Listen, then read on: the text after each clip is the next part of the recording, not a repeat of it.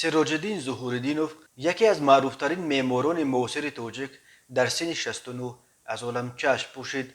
در این باره یک منبع از حکومت شهر دوشنبه به آسیا پلوس خبر داد مراسم دفن معمار شناخته روز 28 میلیون در دوشنبه دایر می شود. درباره سبب مرگ ظهورالدینوف بجز یک عباره بر اثر بیماری که داشت دیگر چیزی گفته نمی شود.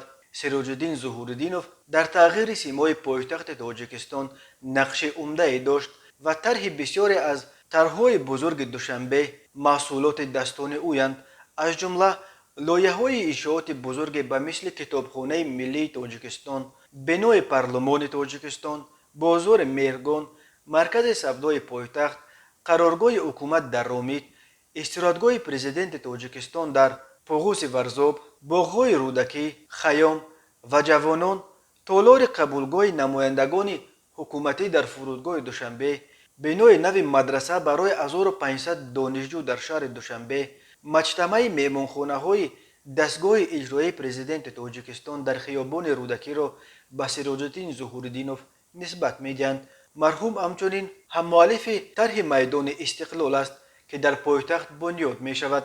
سراج‌الدین ظهورالدینوف سال 1952 تولد شده رشته ساختمان و معماری دانشکده پلی‌تکنیکی تاجیکستان را ختم کرده و همچنین 2 سال در ایالات متحده آمریکا در رشته ساختمان و معماری تکمیل اختصاص کرده است.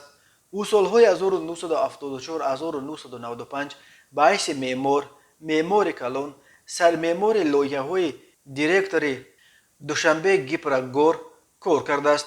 سالهای 1995-1997 سردار سرریاست معماری و شهرسازی شهر دوشنبه، سرمعمار شهر دوشنبه.